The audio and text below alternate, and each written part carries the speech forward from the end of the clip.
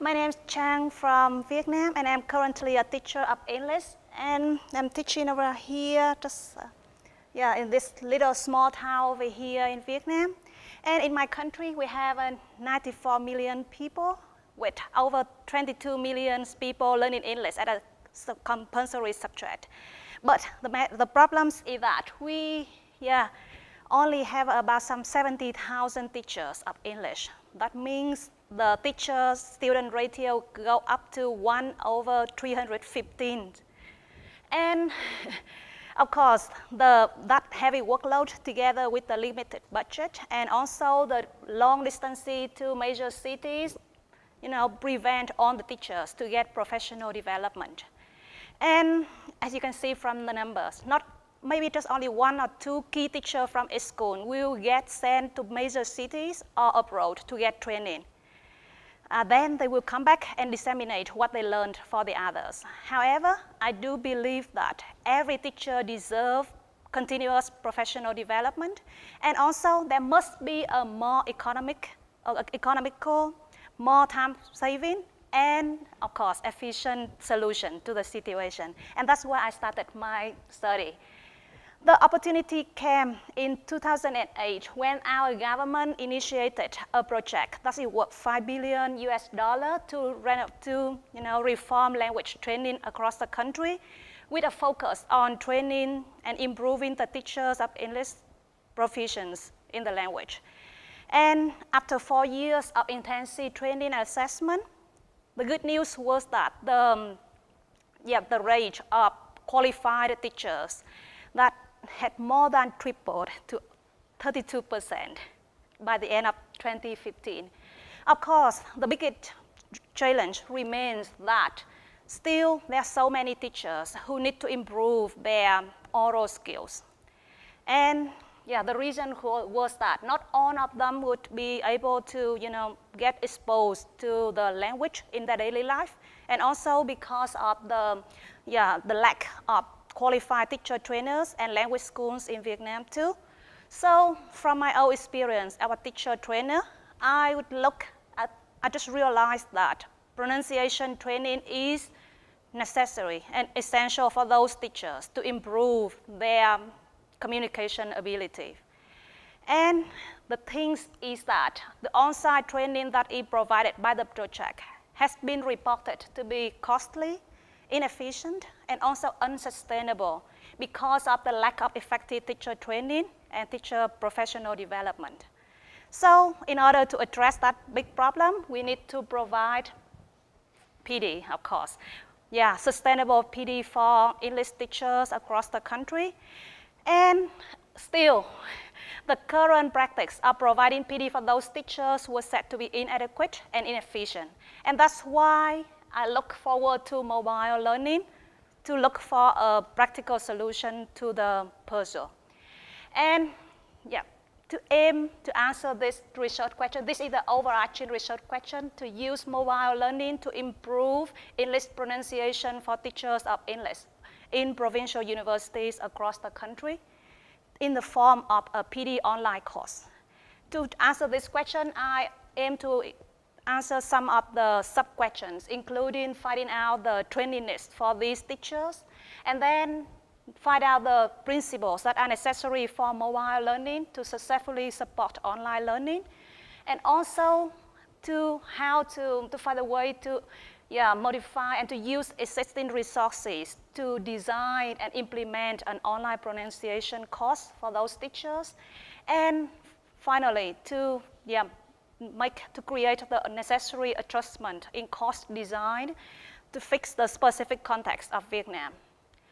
So during my literature review process, I have found some key papers. Firstly, about the English pronunciation teachability and the learnability of Vietnamese learners.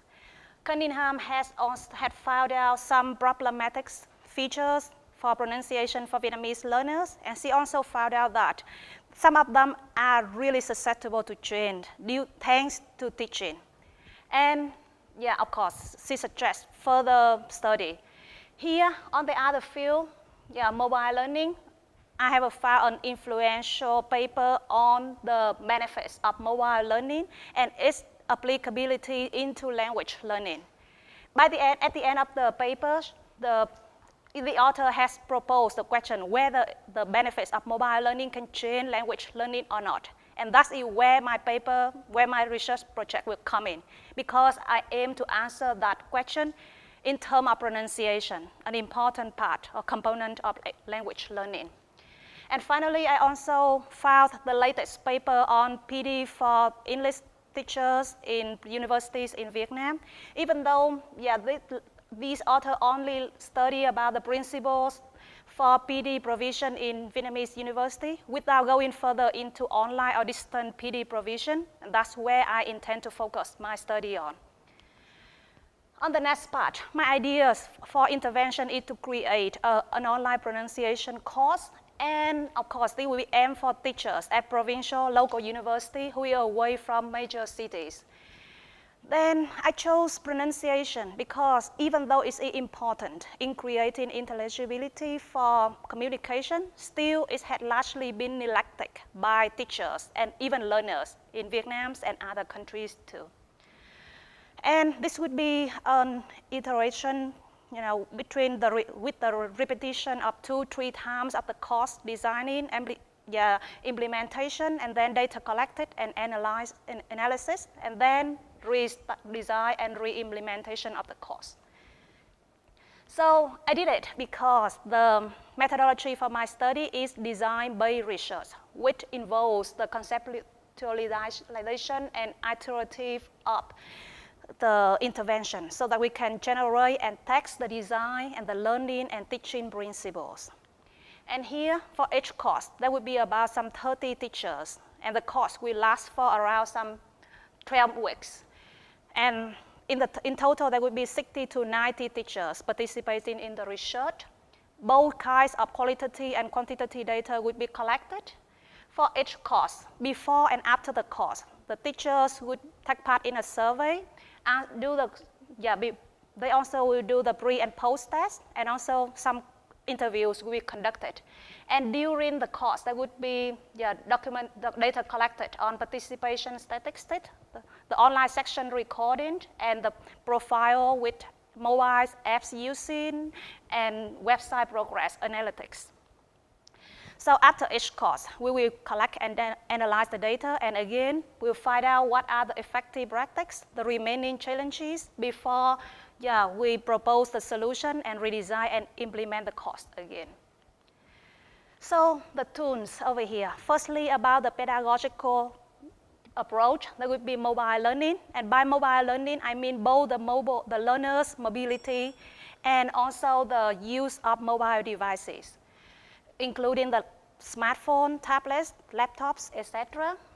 The technologies would be a lot over here with Edmodo for learning management system, with Skype and Zoom for conference call for class delivery. The visual tools will include Nearpod and PowerPoint online. And also there will be a lot of mobile apps and online tools like Elsa Speak and voice recognition apps and use spells and other online tools too. For the data collection, I will use Quantrix and also the archival document from the apps and the learning platforms, and the results of the pre and the post test using a dictation app. So there are two things new about my study. First of all, is either the adoption of mobile learning as the main pedagogical approach, because despite its benefits of low cost and easy availability and also other ones, it still face some reluctance from teachers and learners. So it had not been used as the main pedagogical approach for many other studies. Still, on another field of online PD then, my study would adopt this new approach to the specific context of teachers in small towns and local universities who were traditionally left out in other studies. And it had the potential to change the current practice in Vietnam and create a scalable model for other developing countries too. So the people who benefit from my study, firstly would be teachers who are learners, who can improve their own language proficiency and improve their teaching practice. And also, employers and policymakers can also have a good source of reference when they make decisions relating staff training. So again, the final contribution of my study would be to use mobile learning in specific contexts of developing countries. And even though we have identified some challenges during the pilot study that we are doing now, we are working on the solution and they are feasible. Finally, the aim for publication for my study would be the top ranked journals in language teaching, learning with technology, and in conferences in mobile learning. That's all about my presentation. Thanks very much for your time.